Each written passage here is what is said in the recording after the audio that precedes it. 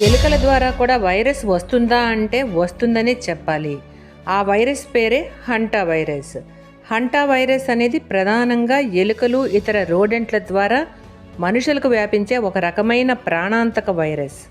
అయితే ఇది కోవిడ్ లాగా గాలి ద్వారా ఒకరి నుంచి ఒకరికి వేగంగా వ్యాపించే అంటువ్యాధి మాత్రం కాదు. మొదట ఈ వైరస్ ఎలుకలకు వ్యాపిస్తుంది. ఎలుకలకు ఈ వైరస్ సోకినప్పటికీ వాటికి ఎలాంటి వ్యాధి లక్షణాలు కనిపించవు, కానీ వాటి ద్వారా మనుషులకు వ్యాపిస్తుంది.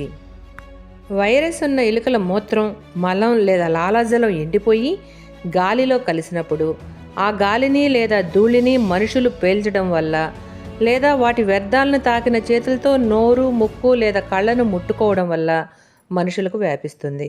హంటా వైరస్ సోకిన తర్వాత లక్షణాలు బయటపడటానికి 1 నుండి 8 వారాల సమయం పడుతుంది. అది 2 రకాలుగా ఉంటుంది. ఒకటి హెచ్పిఎస్ అంటే హంటా వైరస్ పల్మనరీ సిండ్రోమ్. ఇది ఊపిరితిత్తుల్ని డ్యామేజ్ చేస్తుంది.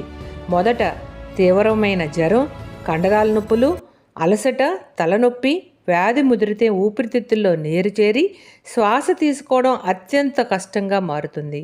ఇక రెండోది HFRS, haemorrhagic fever with renal syndrome. ఇది మూత్రపిండాల పైన ప్రభావం చూపుతుంది. జ్వరం, అలసట, తలనొప్పితో పాటు కంటి చూపు మసకబారడం, ముఖం ఎర్రబడటం, లో బ్లడ్ ప్రెషర్ మరియు కిడ్నీలు ఫెయిల్ అవ్వడం జరుగుతుంది.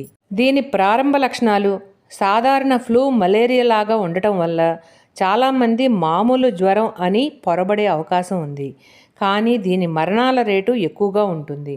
ప్రస్తుతానికి హంటా వైరస్కు నిర్దిష్టమైన యాంటీవైరల్ మందులు లేదా వ్యాక్సిన్ అందుబాటులో లేవు. లక్షణాలు కనిపించిన వెంటనే హాస్పిటల్లో చేరి ఐసీయూలో ఆక్సిజన్ సపోర్టు, వెంటిలేటర్ మరియు బాడీ హైడ్రేషన్ వంటి టెంపరరీ చికిత్సలు అందించడం ద్వారా మాత్రమే ప్రాణాలను కాపాడగలరు. ఇకపోతే నివారణ మార్గాలు: ఇళ్లను శుభ్రంగా ఉంచుకోవడం, ఇళ్లల్లో స్టోర్ రూముల్లో ఎలుకలు చేరకుండా చూసుకోవాలి. ఆహార పదార్థాలపై ఎలుకలు వాలకుండా గట్టి మూతలున్న డబ్బాల్లో ఉంచాలి. ఎలుకలు తిరిగే ప్రదేశాలను లేదా వాటి వ్యర్థాలను శుభ్రం చేసేటప్పుడు ఖచ్చితంగా మాస్కులు, గ్లౌజులు ధరించాలి. ఆ ప్రాంతాల్లో పొడి దుమ్ము పైకి లేవకుండా బ్లీచింగ్ ద్రావణాన్ని స్ప్రే చేసి తడిగుడ్డతో శుభ్రం చేయాలి. ఎలుకలు ఉండే అవకాశం ఉన్న ప్రాంతాల్లో పనిచేసిన తర్వాత చేతులను సబ్బుతో బాగా కడుక్కోవాలి. సాధారణంగా హంటా వైరస్ ఒక మనిషి నుంచి ఇంకొకరికి వ్యాపించదు. అయితే దక్షిణ అమెరికాలో కనిపించే యాండీస్ అనే ప్రత్యేక రకం మాత్రం అత్యంత సన్నిహితంగా మిలిగే వారి మధ్య వ్యాపించగలదని వైద్యులు చెప్తున్నారు. ఏది ఏమైనా మన జాగ్రత్తల్లో మనం ఉండటం మంచిదంటాను. మరి మీరేమంటారు?